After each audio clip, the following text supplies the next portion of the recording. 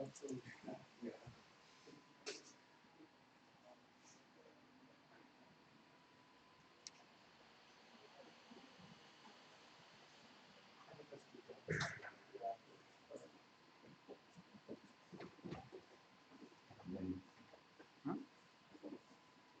นี้สด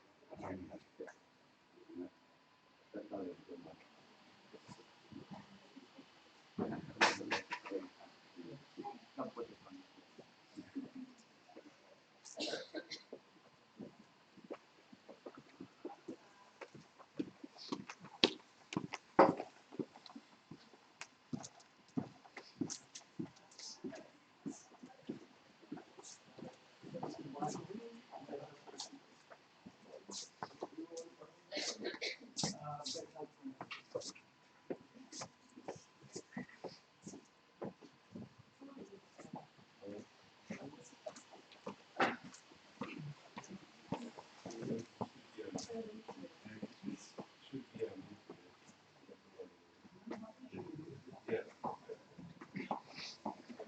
กัส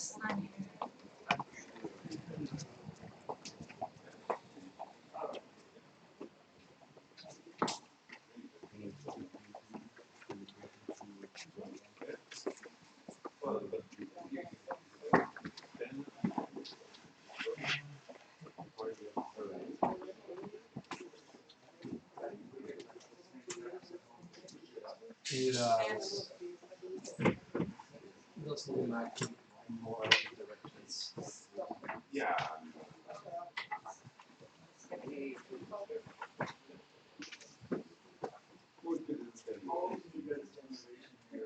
Every type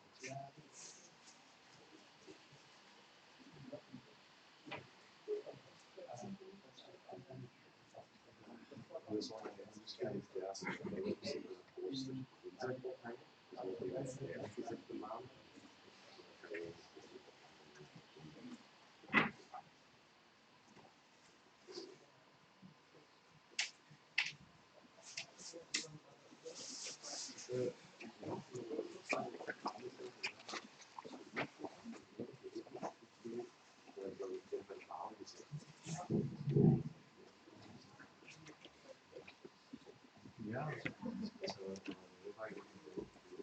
ze zeiden van als je eigenlijk een beetje overal in de is, is het wel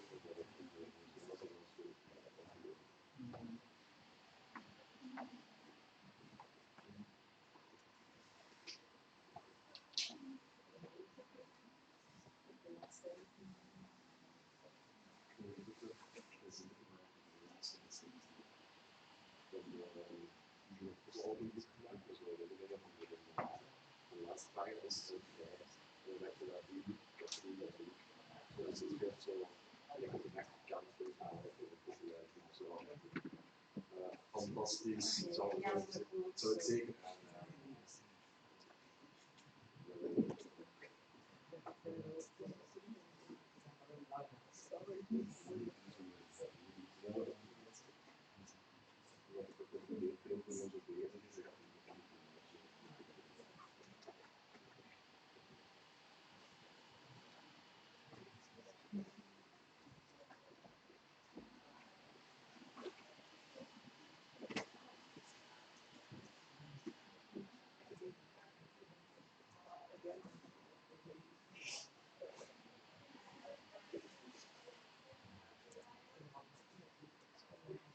Ja, ik weet het.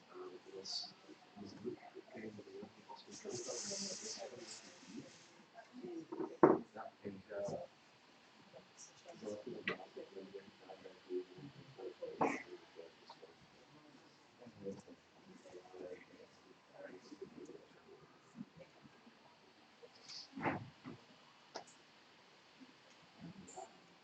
daarbij soms kijk ik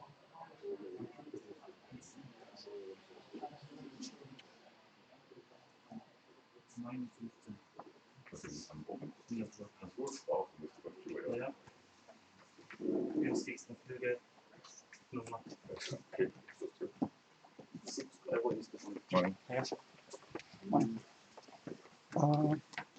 Can we get the lights down from the front? Yeah.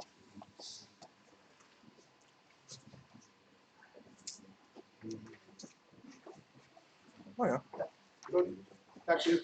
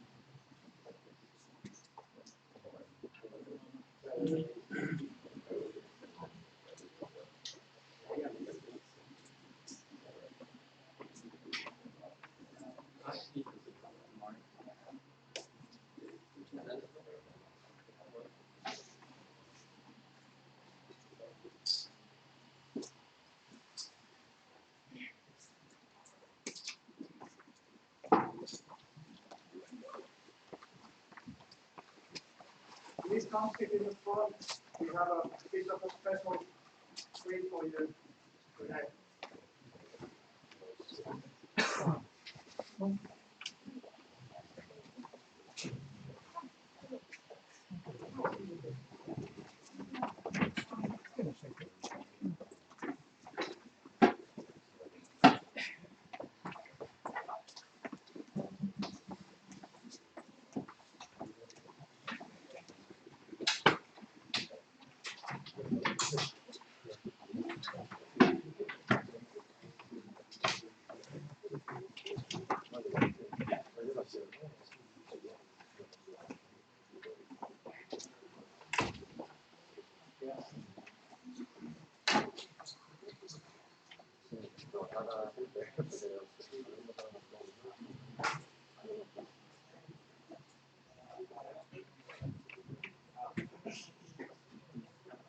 Sí,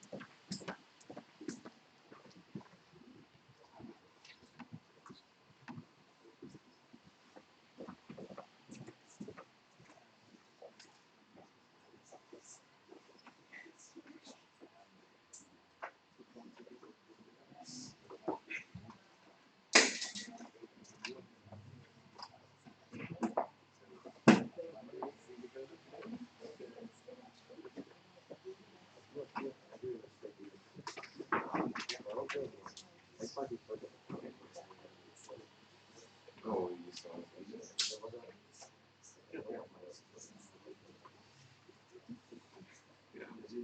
Just early to know. I checked again. You're So right. hi, good morning. We are starting in a bit. I have a request for you. In interest of making the video stream look good, can you please move to the front and center so that the camera looks, in the camera it looks like we have an audience. This is kind of normal for the Friday morning, of course, but if you could please come sit front.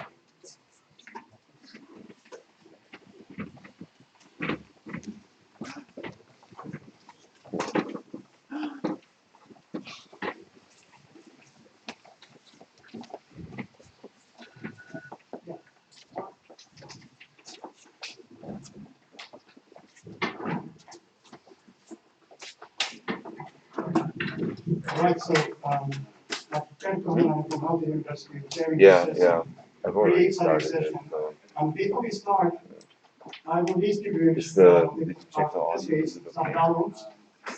So Yeah, we have this tradition of standing ovation at Right Lane that's been around since the start at the vote. And now, since we yesterday had this great talk about user feedback and visual endorsements, I thought let's amp up this audience feedback to the presenter, make it more juicy, more rewarding, maybe even content building. So while we do the standing ovation, let's also throw the balloons in the air. And let's practice this one time as to celebrate that all of you who managed to get here on this Friday morning.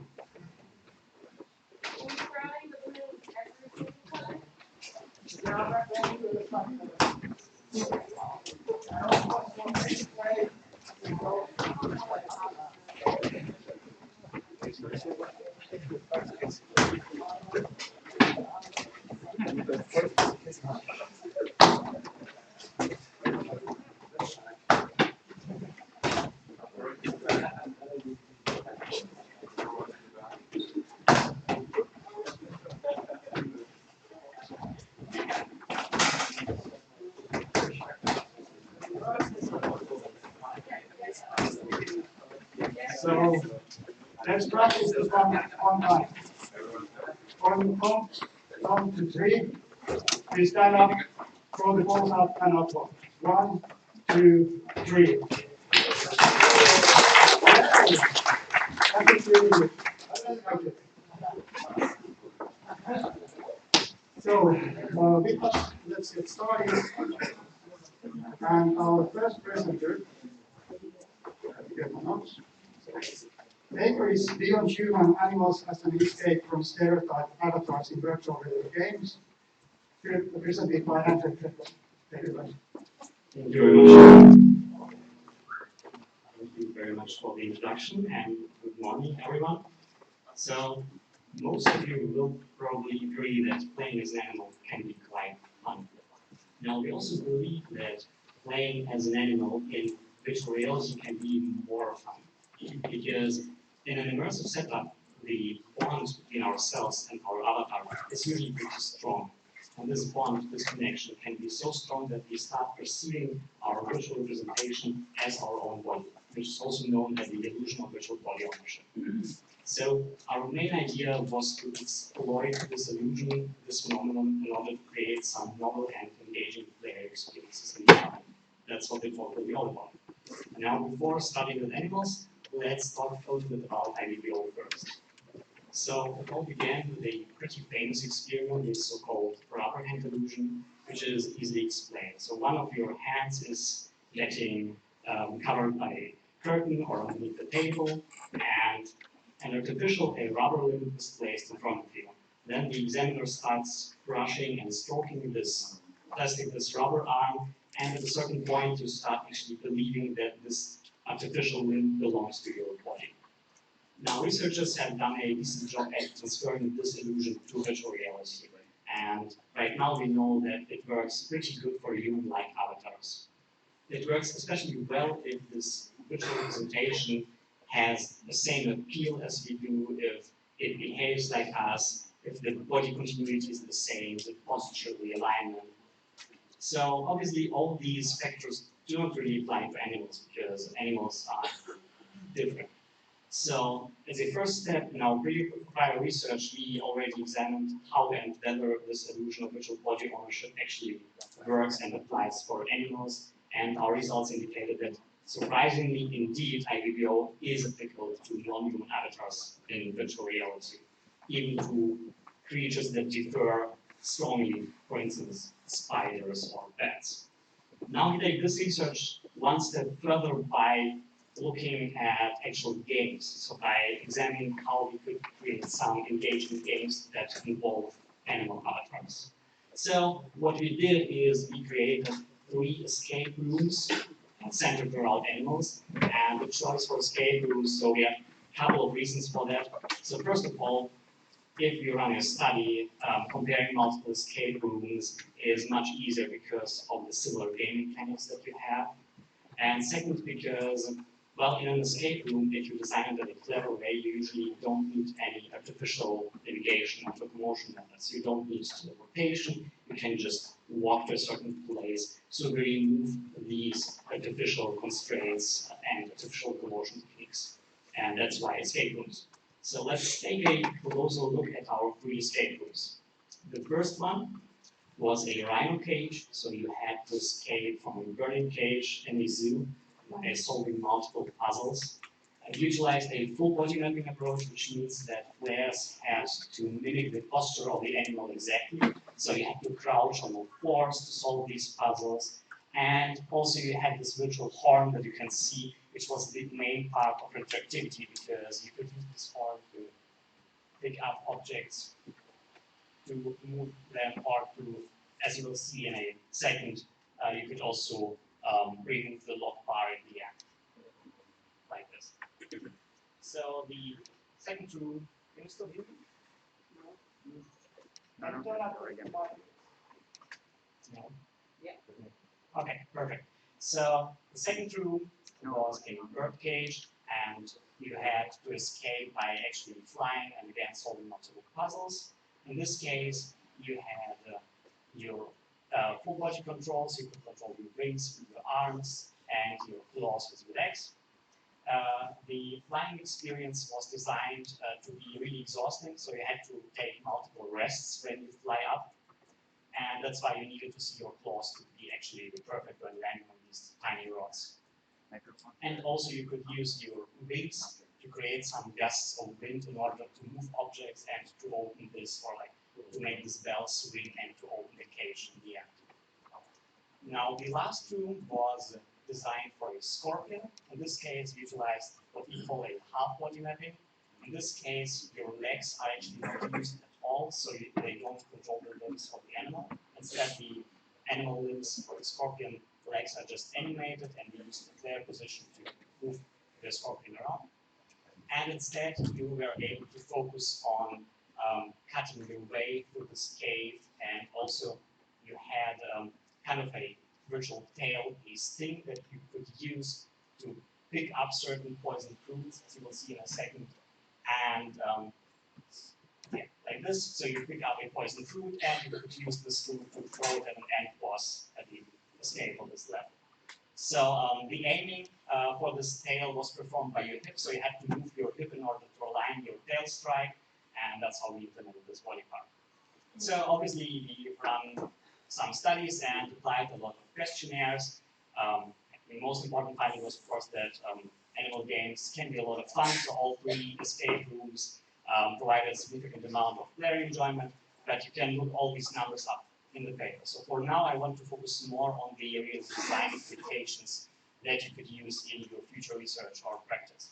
So first of all, and this is the most important takeaway message, is we recommend to emphasize the superhuman abilities of such creatures, like flying or using the virtual horn to accomplish things, because these abilities are not available to us in the real world, so we cannot fly.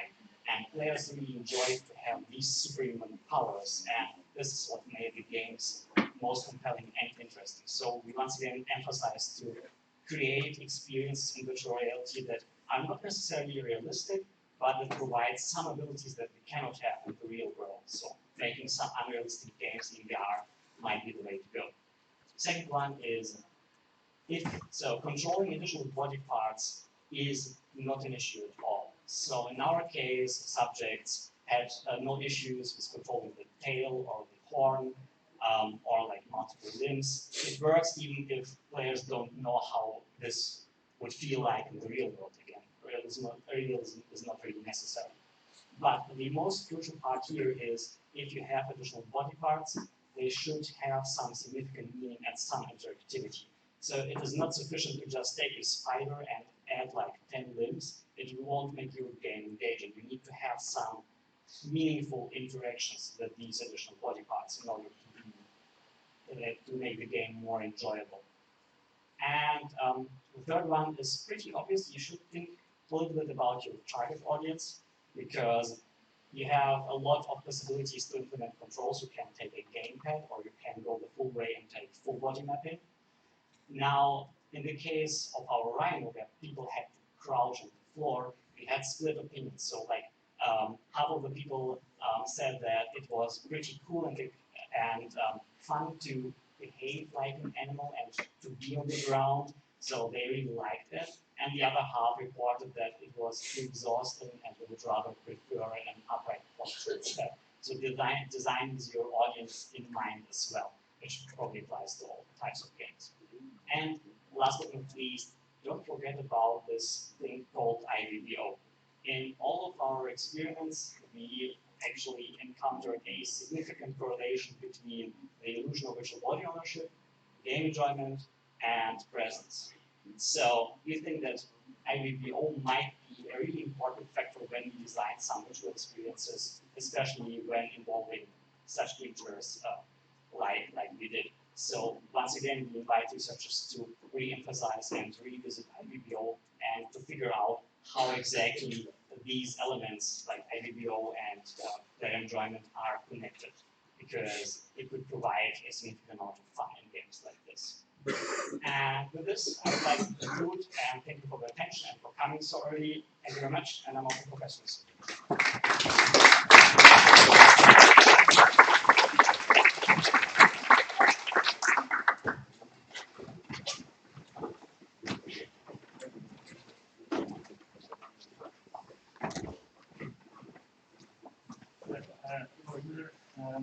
It's Social Games Lab in Australia. Thanks again for this really nice presentation. And on the last slide, you said like emphasize superhuman abilities. Very nice presentation, right? So I'll say something to you, chicken. If you don't look at your notes, it'll be great. How do you emphasize that? Like, you know, you're just, you have superhuman abilities. Do I make your wings twice the strength that I really have? Are there any other tactics how I can emphasize that? And going beyond that, what if I don't have VR? What if I want to emphasize superhuman abilities without a screen? Can I still do that? Yeah, sure. Thanks for the question. So I recommend to start it the opposite way. To start with this ability first and to think what kind of an ability is not available to me in real life and what might be fun to experience. So that's how we started with the bird. So we didn't start with the animal per se, but we started with the ability of flying and then took a closer look at what animals actually exist that inhibit this ability. So we rather suggest to begin with looking for certain interactions or certain things that you maybe would like to experience but you can't because you're human, and then to search for an animal that's exactly like this, and then to build the whole game around this special ability. So that's what I mean by emphasizing. So basically building your whole game experience around a certain thing, like for instance Eagle Flight in VR did it quite successfully while flying, and the same thing here. Again, our Rhino was not, so we didn't create a Rhino because we liked rhinos. It was more like we wanted to have something with head interaction, so we wanted to use some strange head movements. So we thought of using a horn and then came up with a Rhino. So that's how I would suggest to do it. And of course, you could try it in a VR game as well. The excitement of like the feeling of the creature would be slightly less experience, but still I suggest to try it and it should work. Maybe like less exciting, but still it's something to try out. So let's have one more question for the next presentation. I was just wondering about the use of props and if you've looked into different types of props for this kind of stuff, like a weighted horn, different weights on the horn, and I saw they had a tail for the scorpion, or they had something hanging from the back. Maybe that wasn't the tail, maybe that was the tail, but it looked like a tail. So have you thought about that? Like, because like I just assumed if it was a scorpion, you had different weights of the tail. That'd be kind of cool to experiment with the hip movements with the different weights, and similar for a horn, different weights of the horn, and whether or how much that would influence their experience. So I think the introduction of physical proxies will take it to the next level actually. So we thought about this. In terms of a horn, we have the advantage because you have the head-mounted display, which is heavy, so it always feels like a horn.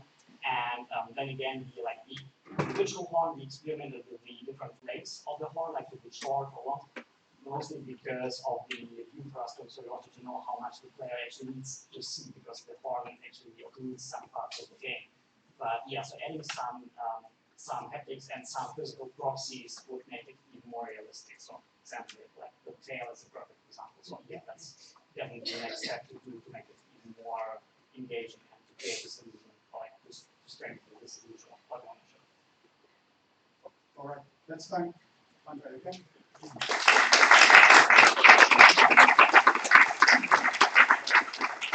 And our next presenter is Raquel Oliveira, and the paper title is The Work, the Role of Assertiveness in a Project that became the persuasive property of the characters. Thank you, Raquel. Thank you very much for your introduction. I'm sorry for my voice, the cold got to me. So I'm here to tell you a little bit about a study that we did about a year ago, in which we used robotic non-player characters in an interactive storytelling game in a group scenario with 2 robots and a human player. So as I'm sure that you all know, non-player characters are computer-controlled characters with which the player can interact throughout the game. In most cases, NPCs or non-player characters do not consider the player's preferences, personality traits or emotions throughout the game. And considering these features, these user-related features, can increase the level of immersion, improve game experience, and by consequence, increase the commercial success of the game. And in most of the cases, in most of the games, NPCs are usually virtual characters, but robots, social robots, can also serve as NPCs in game contexts. And this is one of the examples. So this is a game called Inner Cities, which was developed by our lab.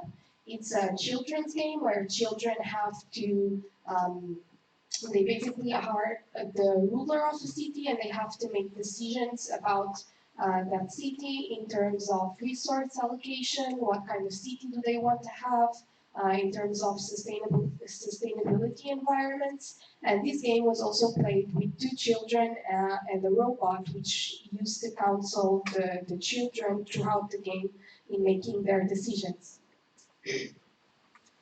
In their role as NPCs, influencing the player's decision making is very important, as NPCs might have to convince a player to engage in a certain course of action, such as taking a specific side quest or engaging in some kind of meaningful interaction throughout the game.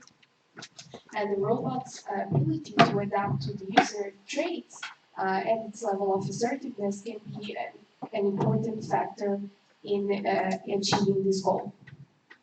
So we did a study to find out what would be the role of assertiveness in a human-robot interaction throughout our interactive storytelling game, which I'll be talking a little bit more in detail in a few slides. And our first hypothesis was that the display of higher levels of assertiveness would positively influence the emotional state of the player throughout the game and after the game.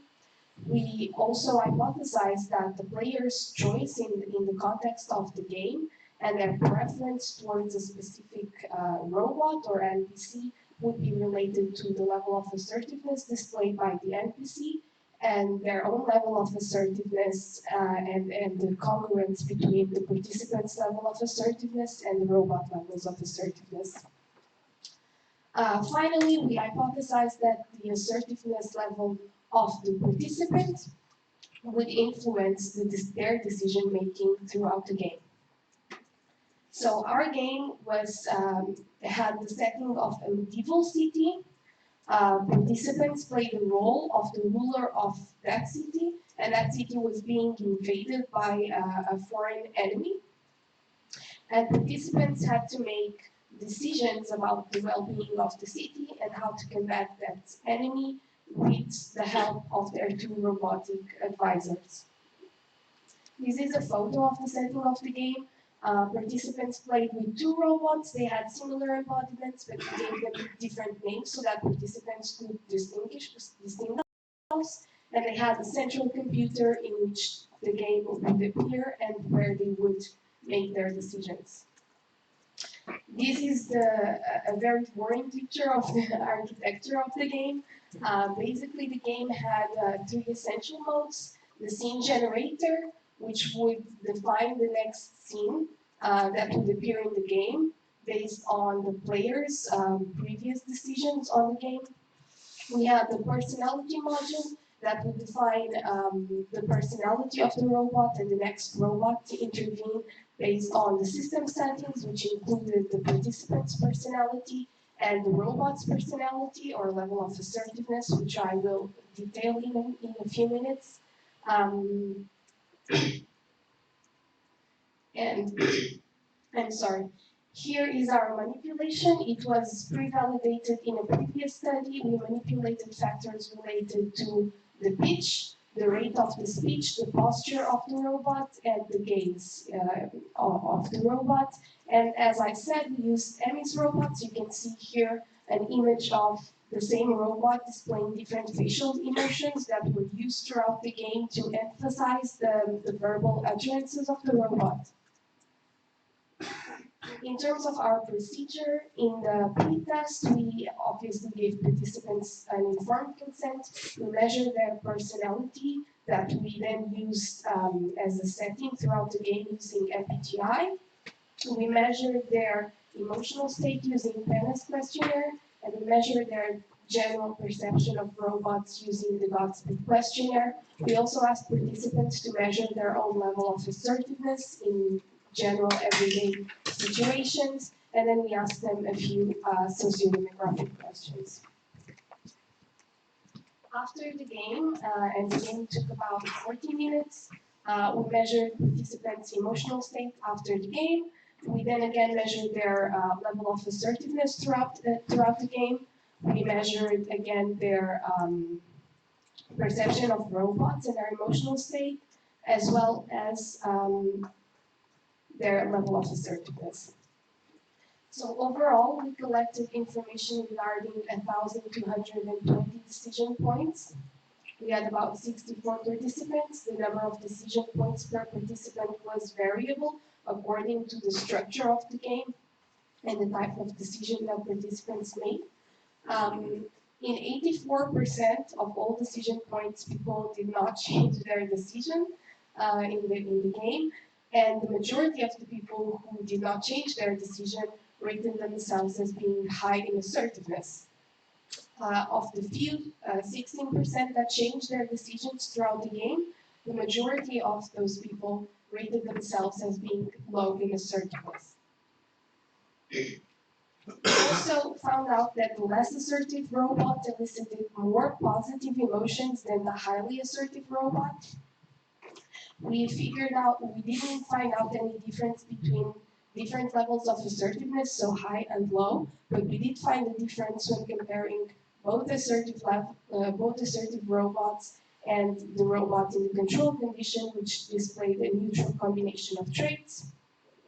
And we found out that in most of the cases where the robot did manage to convince the player to make a different decision in the game, the decision change was parallel to the user's personality. However, we did not find a significant effect in terms of the level of assertiveness of the participant, nor the level of assertiveness displayed by the robot in participants' choice to change their decisions. We speculate that in terms of the lack of the effect in negative emotions, that might have to do with the floor effect, as the negative emotions reported were overall very low, below the middle point of the scale. So there's probably a floor effect somewhere there. And we also found out that participants interacting with robots displaying different levels of assertiveness change their decisions more often than participants in the control condition. So although assertiveness might not have a role in decision change, the display of personality by the NPC certainly does. Thank you very much.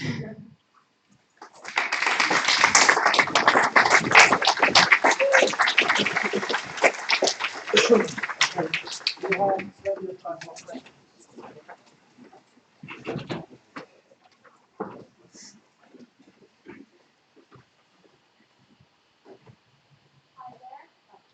Am I on? Yeah. Okay. Hi, Marie Gerald from Princeton University in the U.S. I was wondering if you had been able to, in your study, look at the types of decisions people were changing or not changing in. Like, I know for myself, if I'm doing a really simple decision, like what am I going to wear today, I have different levels of openness to other people's opinion than if you were doing like a siege city. If the doors are about to come down and one robot is yelling at me to, take up arms and charge, and the other's like, well, I don't know, maybe I might have different feelings about them. Well, yeah, we didn't control each specific decision. What we tried to do, however, is to control the level of importance of all of the decisions. So the fact that we used a scenario where, well, the participant was the ruler of the city, I kind of assumed that would mean that the decisions made in that regard are of high importance, and all of the decisions have more or less the same level of importance.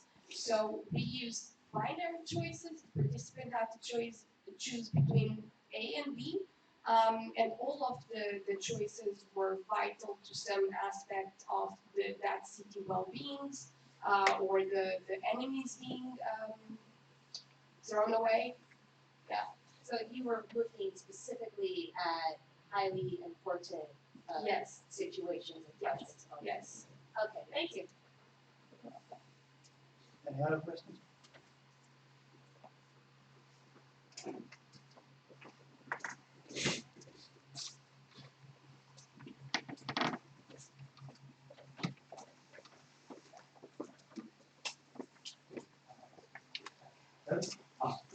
Adrian Schneider from Queen's University. I'm wondering, do people have any trouble with facial expressions on the robots because they're, or just maybe it's clearer if when they're in motion, but just seeing the still photographs, it's pretty subtle. Well, yeah, the movement does change a lot.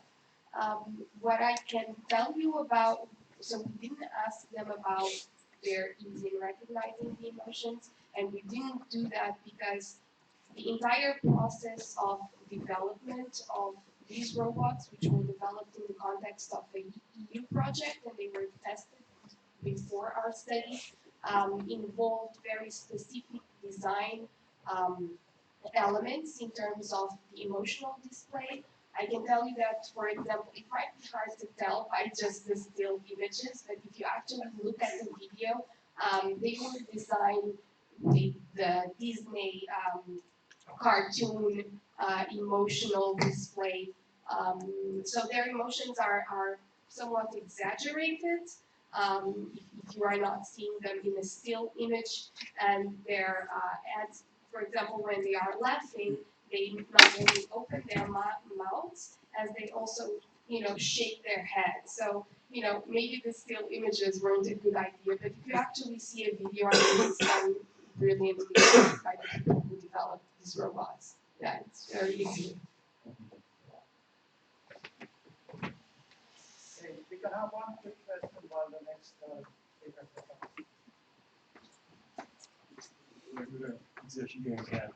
Australia.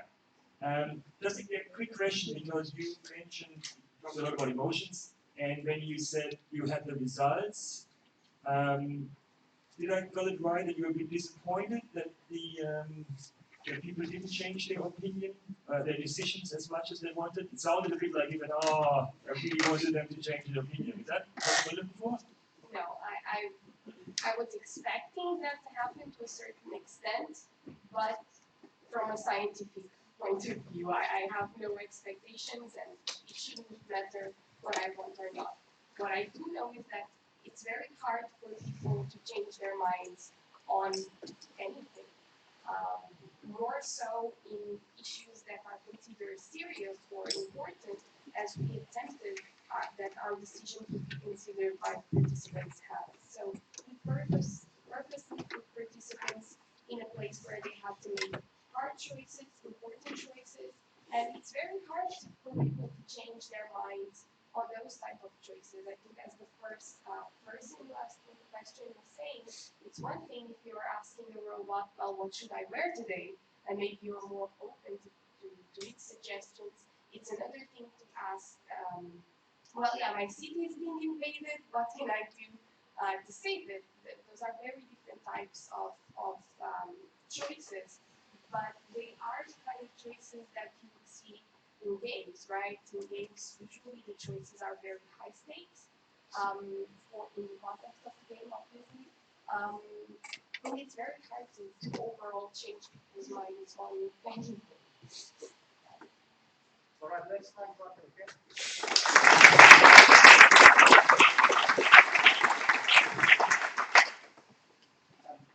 Our next speaker is Matthew Laker, and I'll let you introduce.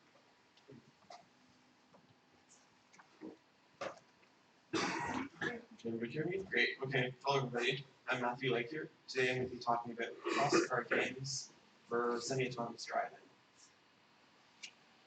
I want to welcome you inside the car of the future. This car is able to autonomously drive itself for short periods of time at least. It has full window heads-up displays, so you can project arbitrary content on any of the windows. It is vehicle-to-vehicle communication, so cars know where they are relative to each other on the road. And it is motion tracking, so you know where the position of the passengers are and their smartphones inside the car. In this work, we have two main contributions. We used a research through design approach to develop cross-car games as design artifacts. And also, we created a characterization of a design space for in-car games. We know that people like to play games with others that are around them. With games like Ingress and Pokemon Go, people have made comments like, you gotta go out into the world to play, you gotta bring video games into real life, and you gotta meet with people in the real world. So how can we bring these experiences to in-car entertainment? We created games in a class of games that we call cross-car games. These are games that you play in your car with other people in their cars in the road environment. Of course, since the technologies I just mentioned before don't all exist together in one car right now, we created a virtual reality driving simulator. So in the simulator, cars autonomously drive along the road, and 2D heads-up displays on all windows display the content. This is what the environment looks like. So the My Player 0, that's displayed on the heads-up display, but everything else is just the cars driving along. This is the environment that the games happen in. So we created 3 different cross-car games represented in different genres: killer ball, billiards, and decoration. In interest of time, though, I'm just going to focus on billiards.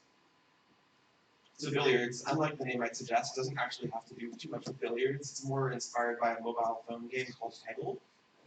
So the way billiards works is cars that are nearby are divided up into small groups for short periods of time, and then within these groups, one car is assigned the role of a launcher, and then the other cars are assigned the role of bouncers.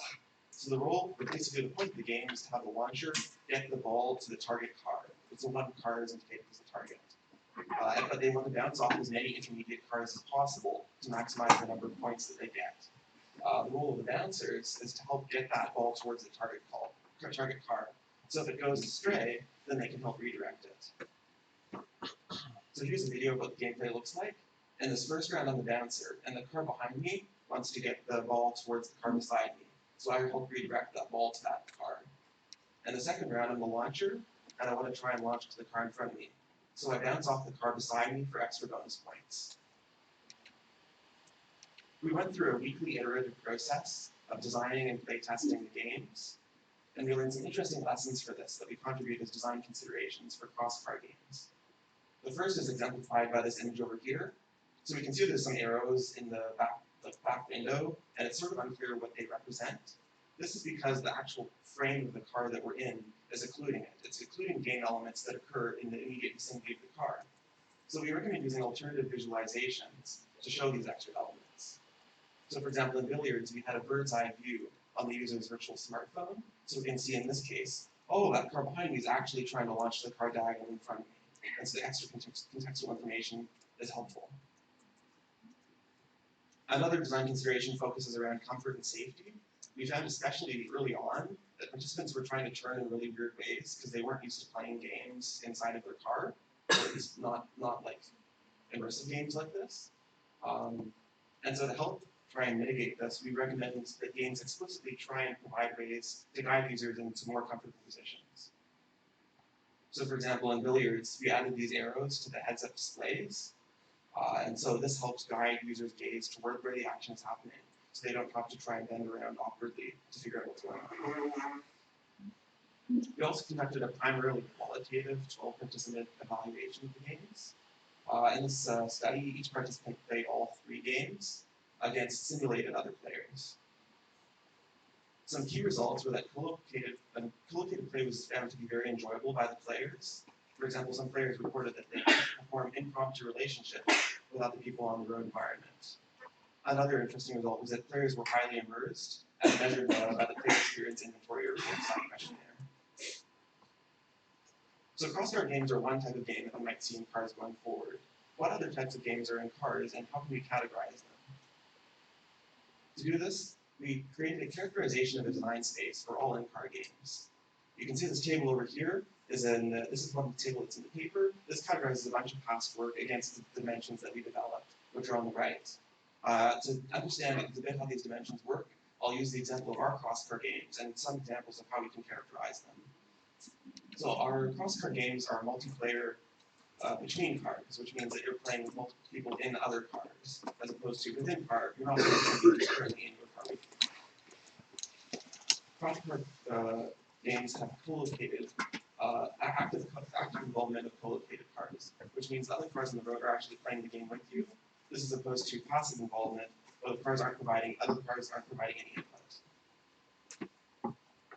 And in terms of presentations, this is the way the game is presented to you. The content is displayed on the mobile device, as we saw with the bird's eye view. You can see content on your smartphone, and then also content is displayed on the heads-up display, so we can see the game events as they unfold in goal space. Also from this design space, we identified some gaps that might lead to interesting research going forward. The first is games that leverage different traffic environments. For example, could we design new game mechanics around, for example, going underneath a bridge or going into a traffic circle? Next is team-based and competitive in-car games. So I talked a bit about Ingress before. How could we bring the team aspect of Ingress to in-car games? Games that influence the driving route. Say, for example, could we design games that gamify shopping routes to minimize your fuel usage? And cross-car games, which was the main focus of this work. Some other more general future work going forward is how can we integrate more story-filled and adventure-type games into the car, and games that people can form more emotional relationships with. And then also, what kind of interfaces will people use to join or leave games? So suppose I get into my car and I want to play billiards. What interface do I actually use to choose to engage with these games? So in summary, we created cross-car games as design artifacts and a characterization of a design space for in-car games. Thanks.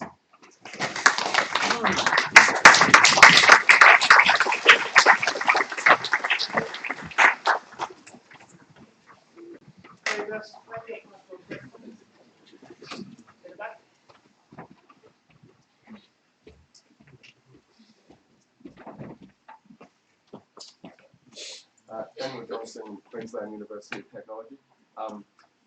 Thank you for this. It's very interesting work. That's not on. The mic's not on. Here we go. It is. Daniel Johnson, Queensland University of Technology. Thanks for the great presentation.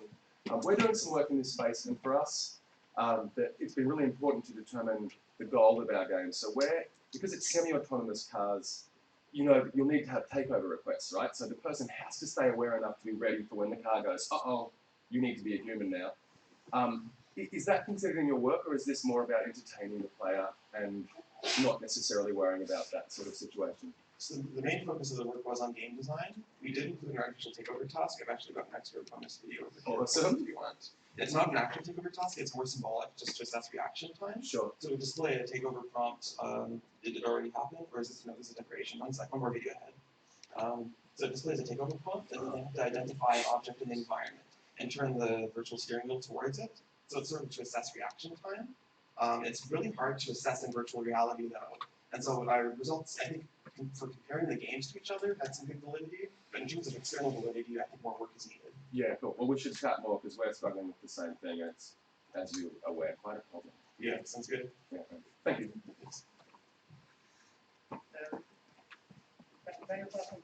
Oh, sorry. Thank you. Hi, I'm Shringi, University of York, London. So you talked about implementing the bird's eye view as a solution because there were obstructions in the car thing. My question is, are there other design considerations that you tested against that, or that was your only solution? The reason I ask that is because since it's a fast-paced game, I understand that you're mimicking a smartphone, but actual driving is a slower navigation process than looking at the bounce. So now your players are looking at the bird's eye view more than the road itself. So did you see these kind of problems, and what are the other design solutions that you tested this against, if you did? So in terms of billiards, this was the main implementation of that. We didn't actually find participants staring at the phone screen too much. I think we partially helped this because we didn't show all the game content on the actual smartphone as well. It was only key things that were easily obscured.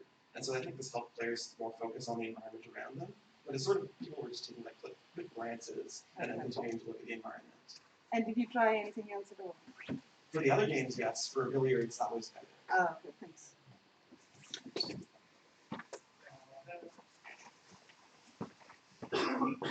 Hello, Patrick Dickinson from the University of Reading.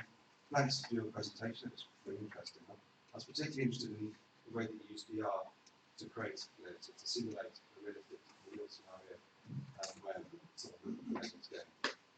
So I was wondering, when you were talking about, for example, players felt immersed in the game, whether you did anything to kind of differentiate that feeling of immersion from being in VR, being in that simulation, or actually playing the game? Yeah, so that's definitely a confound. So I think future work definitely would be needed in terms of like, once we can actually put these games in a real card, that will be the real tell of whether these are actually as immersive as we think. But one thing for sure is that, at least in our qualitative interviews, participants talked a lot about how immersed they felt in the games compared to like a mobile phone game, which is what basically they would normally play under card. And so at least compared to that, I think there is a step up, even though, like whether or not it's VR.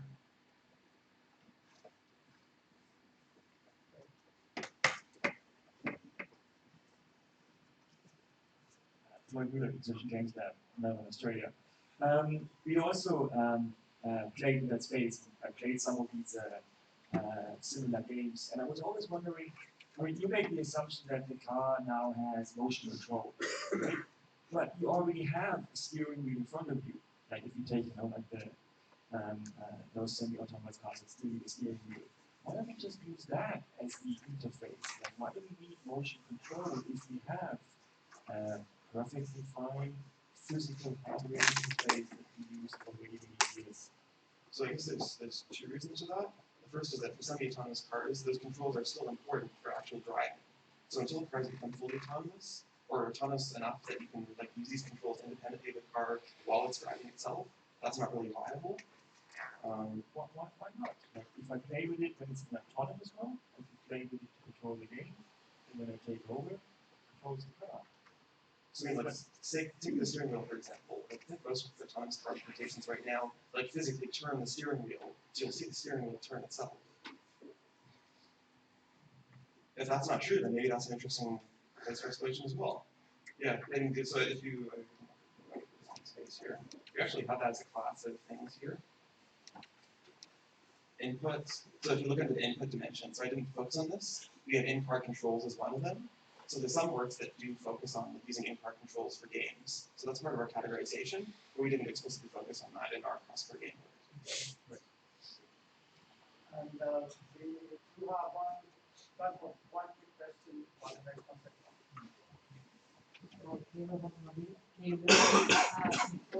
Floyd, currently there's a regulation that all cars need to be drive-by-wire, meaning that you always need to be able to take over driving by the steering wheel. So regulation currently would not allow the suggestion, at least not in the EU. Maybe it's the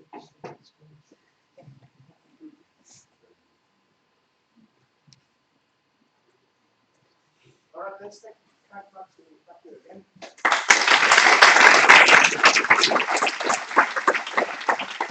Okay, next we have Jeff Kaufman, and this is an honorable mention leader. So let's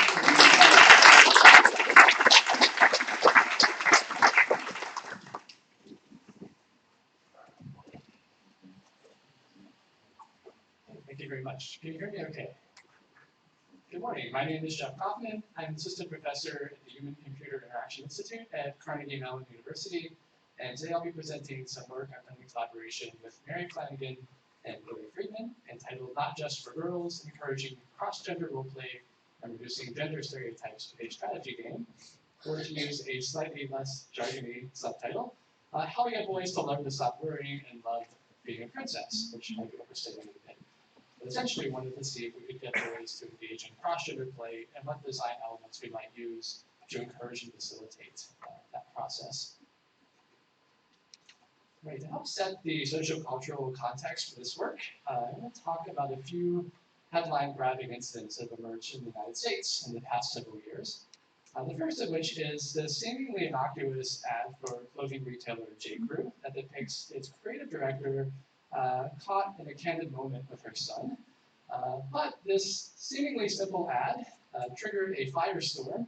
It became viral instantly and triggered a lot of furor and heated discussion in the blogosphere and photosphere for one very simple reason, the fact that she had shown painting her son's toenails pink. In fact, there were a lot of commentary that emerged about this incident, suggesting that behaviors like this challenge traditional notions of gender. Essentially, that somehow by painting her son's toenails pink, she was somehow threatening his future masculinity. In the past several years, there have been a number of well-publicized incidents that have reinforced that there are these strict gender norms in place in the United States. Cases where boys are banned from school or suspended for doing things like having a My Little Pony backpack, or wearing dresses to school, or wearing makeup. And just last year, there was a report on CNN suggesting that there are these harsher sanctions for boys to engage in cross-gender play. In fact, this is borne out in the literature on gender roles and sex norms.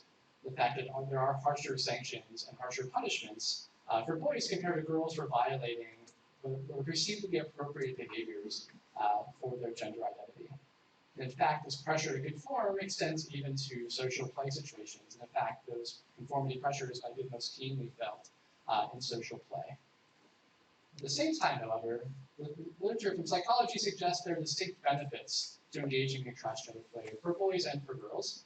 So for example, engaging in cross-gender role play encourages a higher level of psychological androgyny, the idea of seeing yourself as embodying both masculine and feminine traits, which other psychologists have associated with benefits such as increased interpersonal flexibility, creativity, and perspective taking.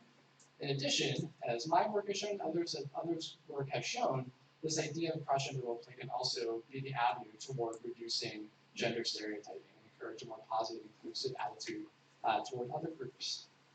So our key question that we sought to tackle with this work is, could we actually orchestrate a play situation that would facilitate cross-gender role play for boys, and as a result, affect their perceptions of themselves and perhaps their perceptions of gender norms and roles as well.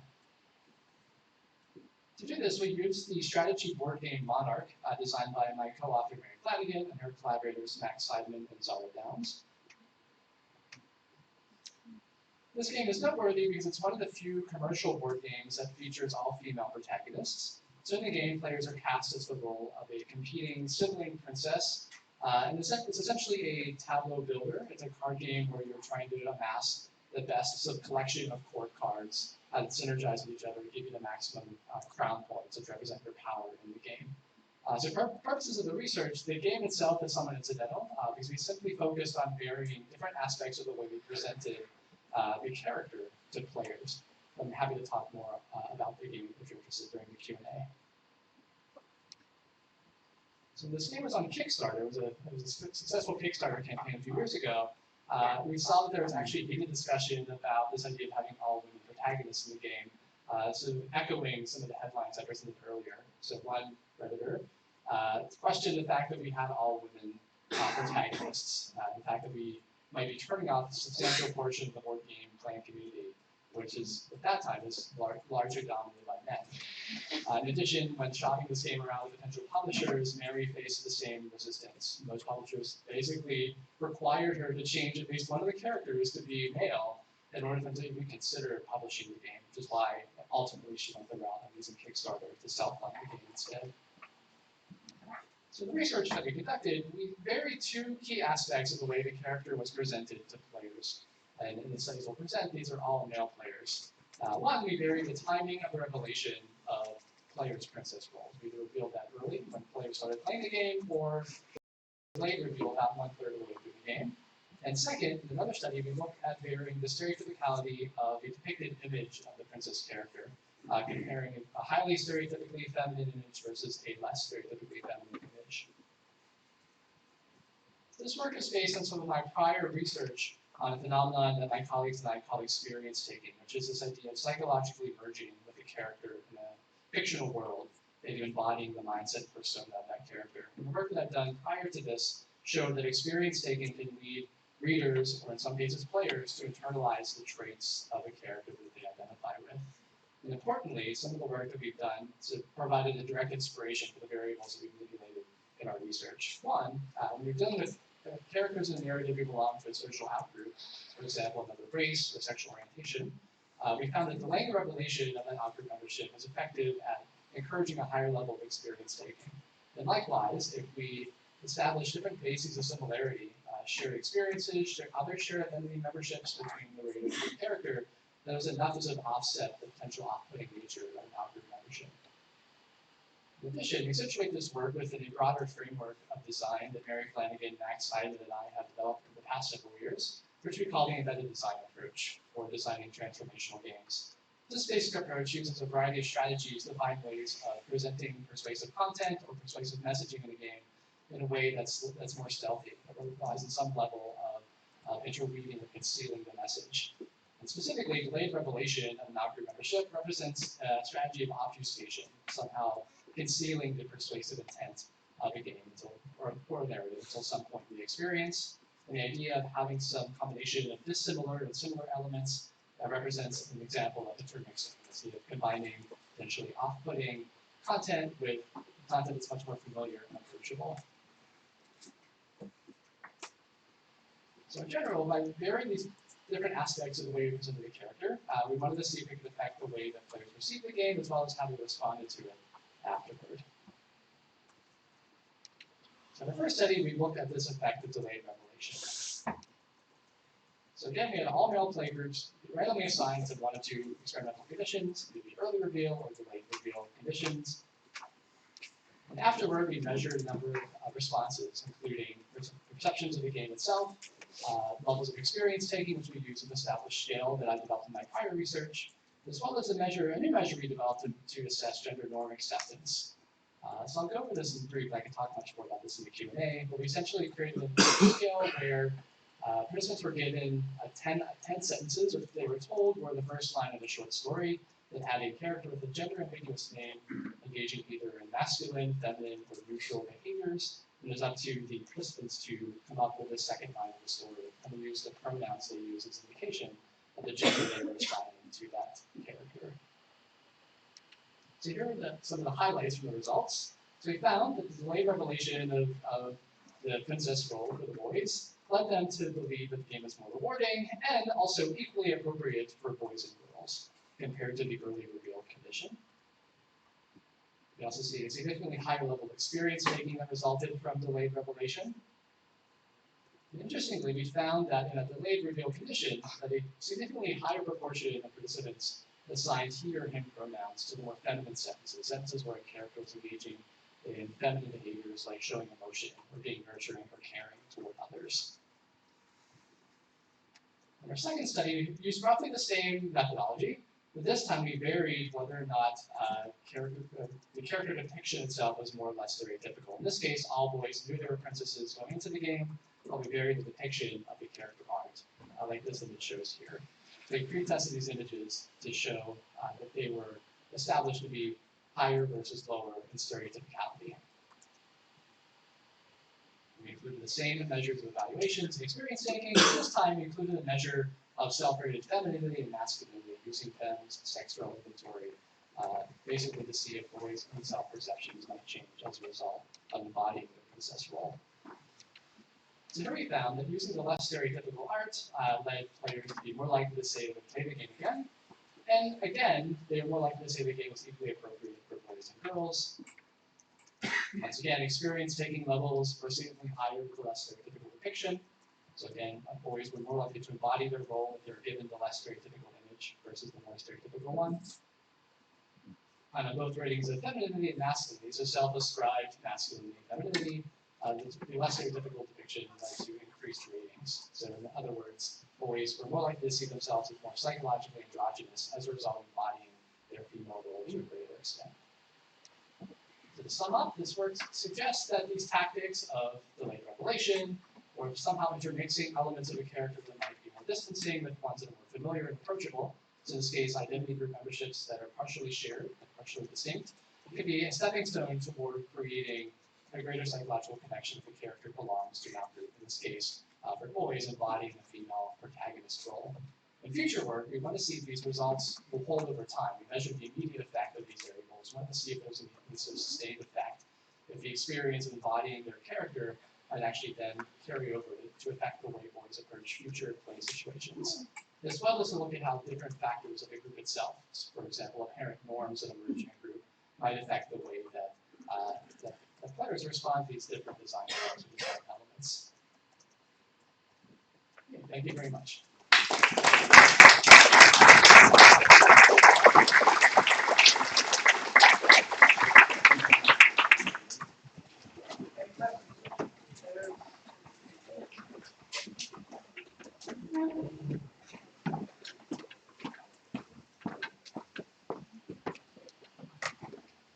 Peter Schneider from Queen's University. I wanted to ask, how was the delayed reveal of the princess actually done? Was it like, hey, guess what? This whole time you've been a prince? I'm guessing not. But, well, I actually was not so far away from that. So, in that condition, we told boys at the beginning that they were playing siblings. And in the game, I didn't describe the concepts in very much detail, but there's a stack of event cards that are used, and so in both studies we try to keep the material of the game as constant as possible, and so we have a sequence of event cards that was the same for every play group. In the delayed reveal condition, one of the cards revealed to the entire group that they were playing the princesses. It was sort of incidentally mentioned on the card, but it was placed in the stack so we knew that the boys would get it about a third of the way through the game. And interestingly, during play testing, we tried out this procedure to see what was happening from our perspective, and it seemed like we were a little bit worried. So when we saw boys go through this procedure in our piloting, they seemed to be sort of, they seemed to find that off-putting to find that revelation. We weren't sure what was happening internally. So I think it took them sort of a moment to process it, the subversion of their expectations. But based on my prior work, we think what was happening is that they had formed a strong connection with their character to that point in the game, that they had this sort of level, maybe a level of cognitive dissonance that they resolved by basically accepting that fact about the character. In my prior work with written narrative has shown that's basically the process that happens. There might be a momentary break in your immersion. This is a process, this surprising fact about the character, but you have this motivation to maintain this connection because you've already established it up to that point. So that was how we handled it. We used this sort of pre-stacked event deck to make that revelation happen at the same time for your play group. Whereas in the early reveal, we just told them at the beginning, we described the game that they were princesses rather than just siblings. Thanks for the question. We can have one more question for the next speaker.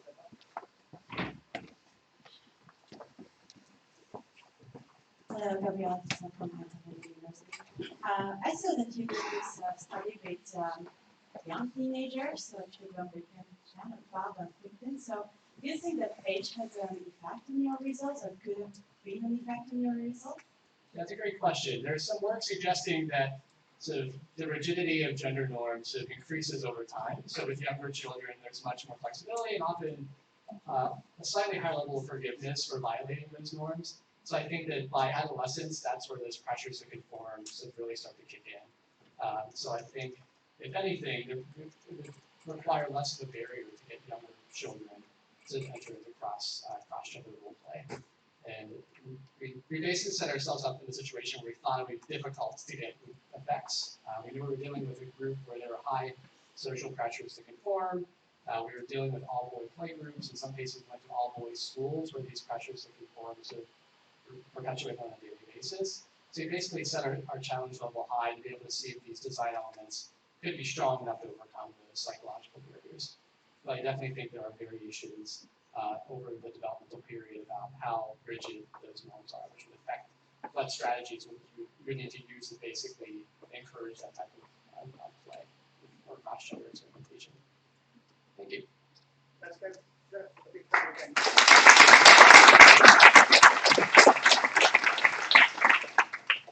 Okay, our next speaker is Michael Ahmadi. Yeah, thank you. So last time I heard a presentation, my laptop crashed down. I hope I have a better start today. Okay, so you are probably aware that the number of female gamers is nearly balanced. The male and female gamers is nearly balanced, but still the video game culture is ruled by masculinity. And diversity is surely no main feature of the associated video game industry. So sexism as well as pro culture in the workforce have been publicly visible during or through Twitter campaigns, for example, or as well through media reports, as you can see here. So studies also showed that the domination of masculine views impacts the way that games are designed, and games that include female participation during the development process might reduce stereotypes embedded into game mechanics and also in character design. So the notions of doing and undoing gender have been proposed by scholars as a way to reflect on gender performativity in everyday life, for example in gendered working organization and environments. So we believe that analyzing gendered processes in video game production seems to be a helpful approach to shed light to those dynamics. For this purpose, we conducted a qualitative study in a German video game company. And here we followed notions of feminist participatory action research and institutional ethnography to make the viewpoints of the women who were employed in the company central to the research, starting with their everyday experiences. At the beginning of the research collaboration, we decided together with representatives from the company to focus, from a gender perspective, on ways to foster processes of talent acquisition, development, and retention. And the background of the employees of this company is quite mixed with country nationalities. Roughly 60% are from Germany, while 40% are foreigners. And by April 2018, the proportion of women employed in the company estimated 16%.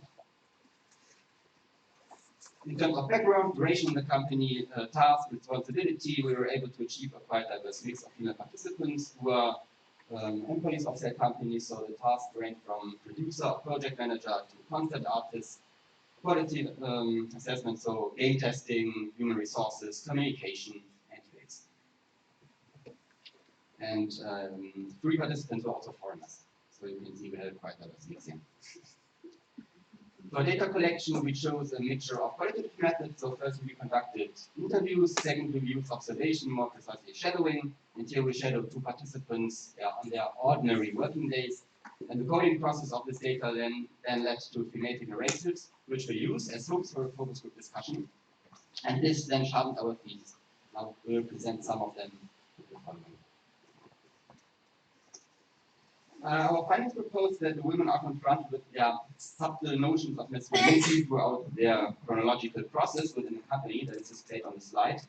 And this is not the result, it's important to mention, this is not the result of malicious intent, but it is rather the result of unreflected, established patent or branded structures. So onboarding or getting to know the corporate culture, putting the existing skills to use and developing the own skills and fostering the own career. So let's take a look at the first step of this process, onboarding and getting to know the corporate culture. When getting to know the corporate culture and you're onboarding into the corporate culture, it becomes obvious that the company adopts a rather geeky gaming culture as the corporate culture. So nearly all of our participants identify as gamers, and they also identify themselves as geeks. And that's why the women generally felt a fit right from the very beginning in terms of mentality. And they also describe the atmosphere within the company as like a family.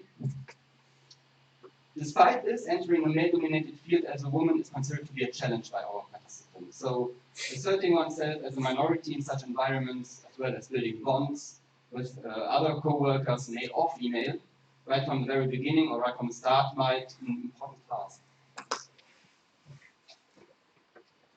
So we shadow participant 4, and we also shadowed 2 female co-workers in the process.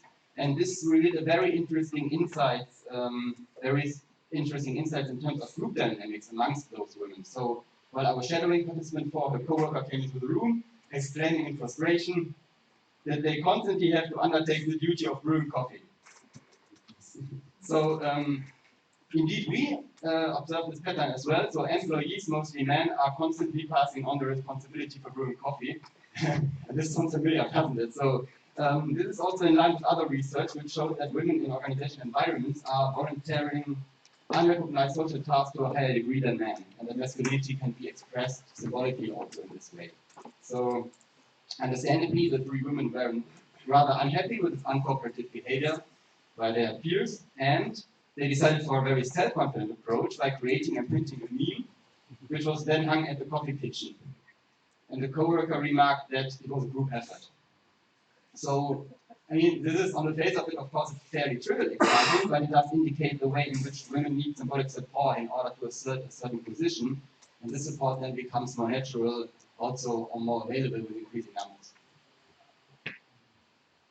So the next step after onboarding is putting the existing skills to use.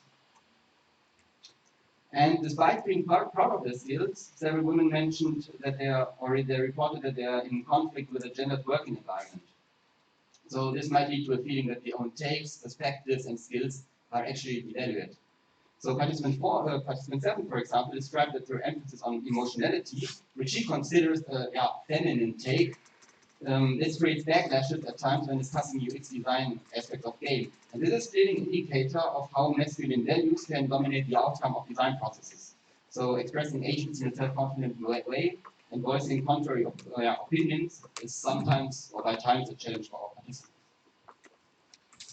The narrative of participant 2 reveals rather similar dilemmas. So now she's a lead herself, and she had a female executive at this company for the very first time who showed a very different perspective on leading employees.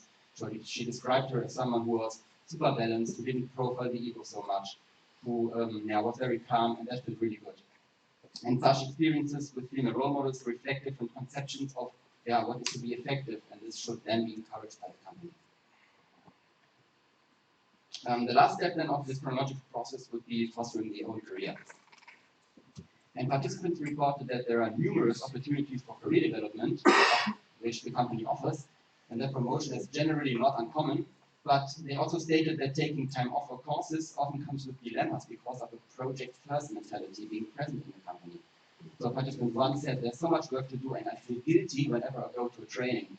Managing those time dilemmas might generally be equally difficult for all employees, but, and now it's getting interesting, our female participants feel especially disadvantaged when coping with such dilemmas because of their tacit signals and gender roles, and they are fearing that they're stigmatized as being pushy or bitchy when they are voicing their opinions, when they are showing agency, or when they are fostering their own career ambitions.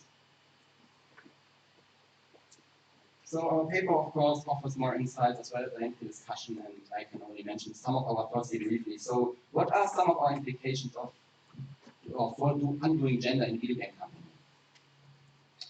So we found that policy initiatives can have unintended impact. So the adoption of a gamer mentality is highly encouraged by the corporate culture and by HR as well, and the employees are actually proud of their geeky working environment, which is then influenced by the gaming culture. This is definitely the strength, but it can also create barriers and reinforce masculinity in the workplace. And this might also explain why many companies seem to be blind towards certain market opportunities. So companies have to reconsider their image, and they also have to reconsider their corporate cultures to make female gamers consider a career in game production as a serious option from the very beginning. So changing the structures then might also change the end products of the game, as we had examples of how this can also influence the game design in the end. We furthermore believe that an organizational appreciation of different kinds of, for example, team membership, leadership, perspective on games design, etc., can then encourage diversity in many regards in the company. So ensuring that voices are heard is often the responsibility of leads, and more women in lead roles can then also serve as role models as well. So, put differently, the support of different strategies and perspectives should be made more natural. This is an implication. Looking forward to the discussion. Thank you.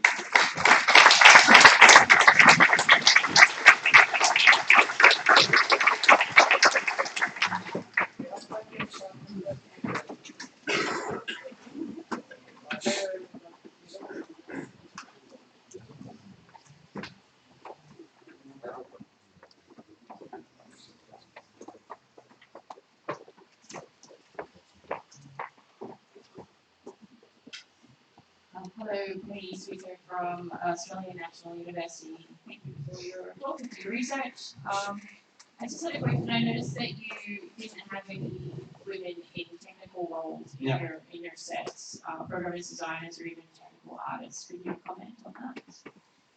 This is a very fair point, and it's just a result that there are not so many technical roles employed at this company. We mentioned it as a limitation, definitely, of our study, but we were happy to cooperate with interested female participants on work in general. So, as I said, it is a limitation, but we have a further question considering this. So, do you think that the study would have changed, for example? Possibly. I just wondered if there was a reason behind it. I suppose as a follow-up, there's 16% women in the company, but I wonder how many of those women are in development roles as well, as opposed to HR or... Not so many. Yeah. So as I said, it's actual research, and we are now in our third iterative cycle, and during our third cycle, we had one female participant who was then a coder, so the first of our studies, so not so many this time. Any other questions or comments?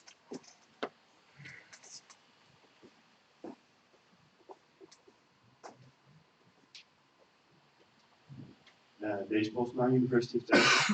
Thanks for your wonderful talk. I was wondering, does your research also carry implications for hacking feminine cultures? No. What do you understand as feminine culture in this context? So, do you mean in terms of those masculine cultures, right? So, yeah. So your research focused on a context which is dominated by men, right? So, but I can also imagine there are cultures that are dominated by females, right? Like, for example, other beauties, but they are out of scope here. So. Yeah. Okay. But I was wondering maybe. Your work carries also implications to those kind of cultures. I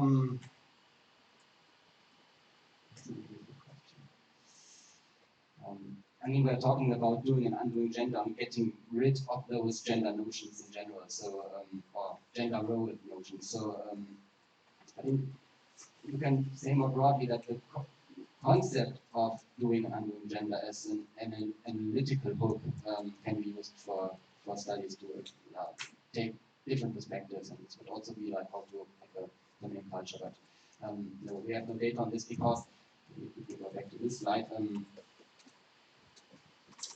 it is actually a feminist study. So we were perceiving these practical problems, and we were looking for solutions for the practical problems. So maybe you can ask for a masculine study, and then we can talk about those questions.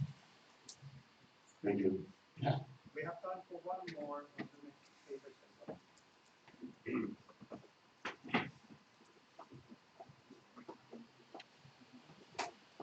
Adrian Shire from University. I was wondering, this is just something I noticed, something I noticed was that one of the, I don't remember which one, but one of the interviewees felt as though she were being discouraged from making emotional arguments, and she perceived that as being as it being a feminine thought process that was stymied by masculine culture. To what extent could that be a stereotype on behalf of the interviewee? Because maybe the people that were discouraging the emotional reasoning actually didn't like emotional reasoning, just for its own sake. Yeah, it's a fair question, and of course we are just displaying the experiences of our participants here. I think there are numerous studies which show those differences between feminine and masculine takes, and we just showed the difficulties of our participants in those environments. So it was more descriptive here in this case, but we can catch up later. Thank you.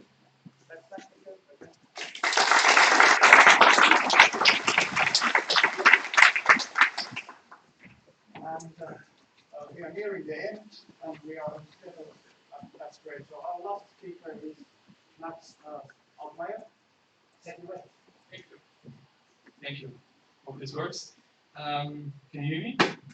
Okay. So, hi, my name is Max, and I'm representing German Destroyer, a game developer to increase the hand washing duration in shared bathrooms. which is work I did together with Pascal Lessler, Mark Schupan, Vladislav Natowski, and Antonio Brügger. So why is hand washing important? Well, keeping hands clean is one of the most important steps we can take to avoid getting sick and spreading germs to others. It's what is stated on the website of the Centers for Disease Control and Prevention. However, if you look at hand washing behavior in the real life, we face two main issues. So the first one is that people do it with the wrong technique, and the second one is people do it much too short. And in this work, we try to tackle this problem, so people washing their hands for too short of time. The hand washing duration is a key factor for removing microorganisms, and research actually suggests you to wash your hands for 15 to 20 seconds, as this provides more or less the best benefit-cost ratio. However, if you look into studies that actually investigated this, we see that 32% of people do not wash their hands at all, and of those that do wash their hands, they do it for like an average of 6 seconds. So this is much too short. And therefore, we came up with the germ destroyer system, which you can see here. So it basically consists of two parts that communicate via Bluetooth Low Energy. We have a hardware part and a software part. The hardware part consists of a measuring unit, which can be mounted on a water tap. You can see that on the left side. And the software part consists of a gameful mobile application that tries to encourage you to meet the recommended hand washing duration. We have different screens there. So we have one idle screen, which you can see on the left. That shows kind of the hand washing animation to remind people to wash their hands. And once they start washing their hands, germs appear. And by washing hands for some time, you can kill those germs and get the points which are aggregated and shown on a daily basis. You can see this on the picture C. If people quit washing hands too early, these germs turn angry, which you can see in picture B. And if you manage to wash for a long enough time, you actually get a rewarding animation and a sound. So the hardware part of this system can be seen in these pictures. So as I said, it can be mounted on a water tap, it can be fixed with a screw. In terms of regarding the sensors that we use, you can see them on the left. We use one infrared sensor to actually measure whether hands are present or not. And we use one capacitive sensor in the inside of the tube to actually measure whether water is flowing. All parts are 3D printed. We use as a microcontroller, which can be seen in picture B. We use the Adafruit Tether microcontroller that already has Bluetooth Low Energy support on board. And all components, so like the code for the Gameful app, the code for the firmware of this microcontroller, as well as the 3D models and also the cutscenes for this laser cut stand that we did can be found on GitHub. So if you want to use this, or if you want to build on that, or simply want to try it out, you can download all components on GitHub. You can also find the link in the paper. So what did we want to investigate? Well, we want to look at whether hand washing is actually more enjoyable when using our system, whether hand washing for 20 seconds seems shorter to participants when using our system, whether germ destroyer actually increases the hand washing duration, whether it also increases the amount of hand washing sessions meeting the recommended duration, and whether the amount of bacteria on the door handle actually decreases when using our germ destroyer. And we did this by running two studies. So we had one lab study where we investigated the user experience of the system, and one wide study where we investigated age 3, 4, and 5. Coming first to the lab study, so here you can see the procedure of this study. We had 14 participants. First of all, they filled up the data and stuff, and then they were told to wash hands for 20 seconds without using our germ destroyer application. Afterwards, had to fill out some questionnaires, so we used intrinsic motivation inventory, the positive and negative effect schedule, as well as some questions regarding their time perception. Then they were again told to wash hands for 20 seconds using our system, and filled out the same questionnaires. Again, of course, these two conditions were counterbalanced as we used to within subjects. Coming to the results. So on the left side, you see the results of the intrinsic motivation inventory. So as you can see, no effects could have been found for competence, choice, or pressure. However, if you look into the enjoyment subscale, you see a significant increase there from actually it almost doubles. So this was quite positive, and this is also supported by results from the positive and negative effect schedule. You see that the positive effect also significantly increased. Looking at the perceived duration, we also see that participants estimated a shorter time that they had washed their hands when using our Germ Destroyer application. To sum up the first study, we found evidence supporting the first hypothesis that hand washing is more enjoyable with Germ Destroyer, and we also found support for the second one that hand washing for 20 seconds seemed shorter for participants when actually using our system. Coming to the individual test, here we decided to test our system in the men's bathroom of a larger company. We decided for the men's bathroom as we had problems with privacy-related issues. You can find more of that in the paper. That's why we just stick to the men's bathroom. If you have questions on that, you can ask, of course. So we did the study for 10 days. The system was installed between 8 a.m. and 3 p.m. And to assess actually the amount of bacteria on the door handle, we used TPC test slides that are commercially available. And we incubated them for 24 hours with, or at 37 degrees Celsius. And the door handle was disinfected every morning.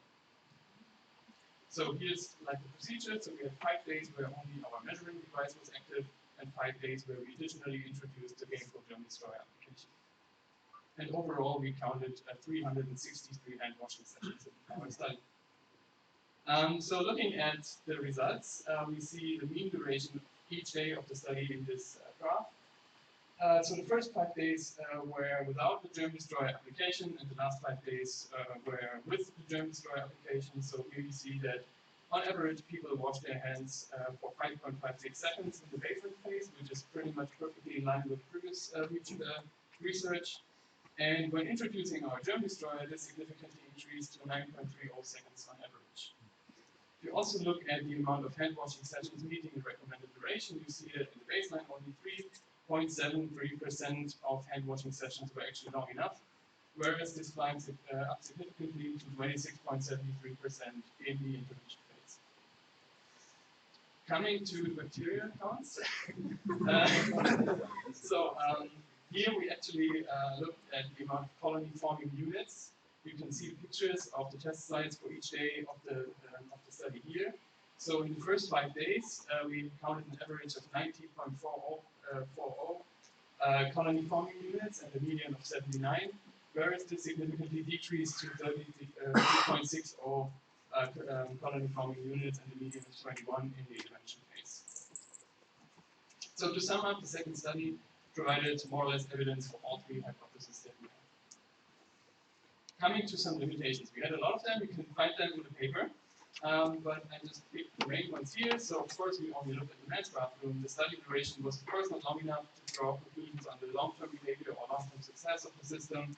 So it was just 10 days. Also, it should be considered that the water consumption is higher when people actually wash their hands for a longer time. And we also have some limitations regarding how we assess the amount of colony forming units. So we decided to go for the door handle. But of course, we cannot rule out that people actually kind of wash their hands, then touch something else like their face and then the door handle. So this is something that should definitely be considered. To sum up, I presented Germ Destroyer, a gamified system to encourage people to meet or to wash their hands for a long enough time.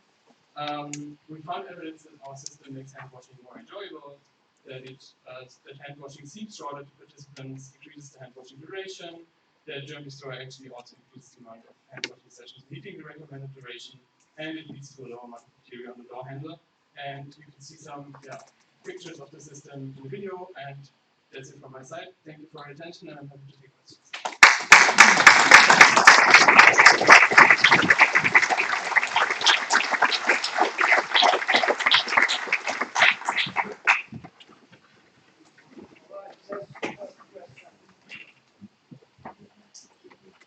Hi.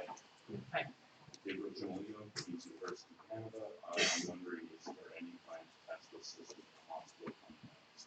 Yeah, so actually, of course, this could be done, but I think in a hospital context, it's more important to actually try to concentrate on the technique, because I think they are very aware of the fact that they need to wash their hands, but there's a lot of work actually trying to teach them on how to do it. But this would, of course, be a context where we could investigate the system. But maybe, I don't know if this gameful approach works there very well in this kind of professional context, but sure, why not? So actually, we got a lot of feedback that we should test this in a primary school also. So we got some teachers that are eager to test this. So maybe hospital context would also be nice. Yeah. Hey. Thank you for the presentation. I'm Aditya from Northeastern University. Maybe I missed that in your presentation, but how did you measure the duration exactly? Yeah.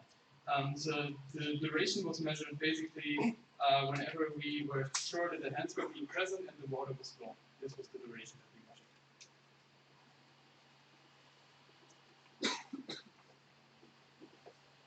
measured. From Aalto University.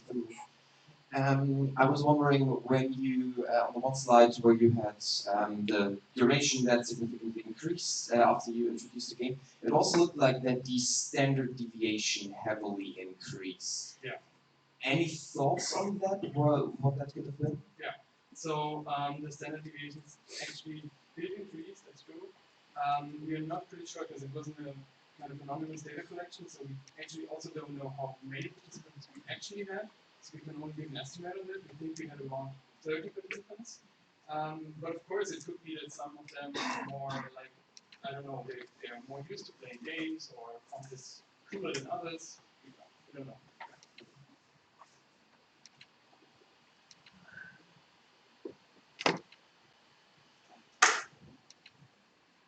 Hi, I'm Max from the University of Lyon.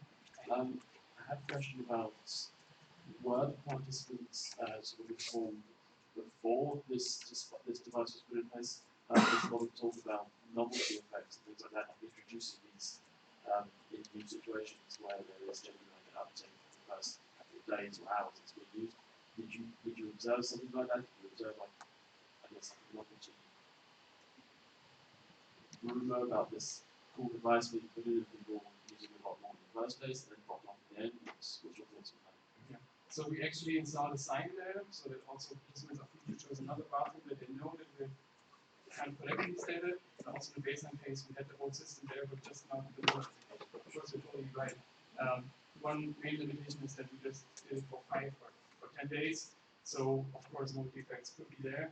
However, if you think about this context, so like shared bathroom, which might also work at airports, then you might not have this kind of novelty effect, or of course you have it, but it's not really bad because people are coming by and are just like not very used to using the system every day. But of course, this is an limitation.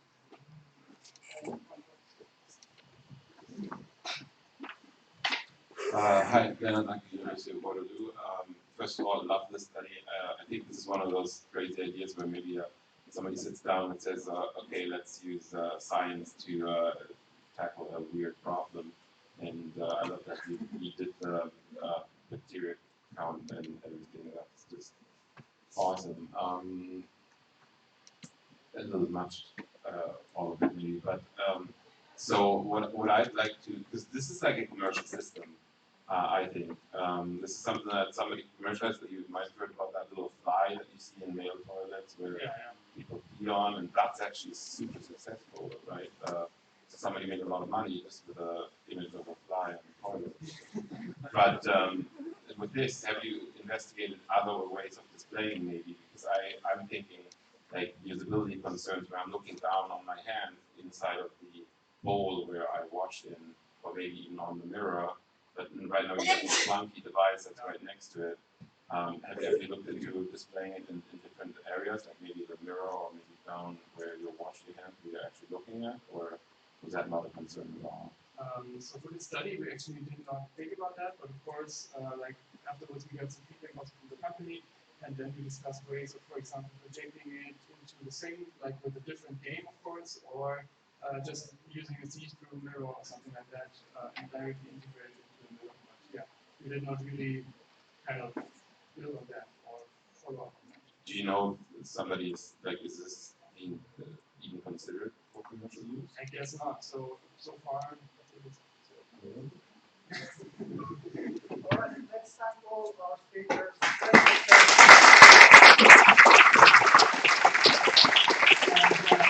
Can you please pass the following problems?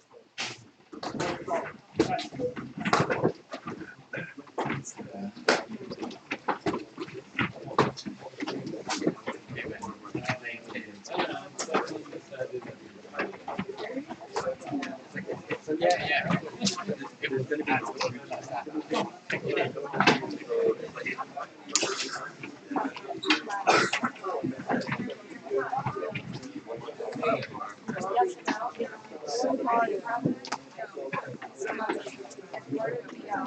already answered the question. I'm proud of it.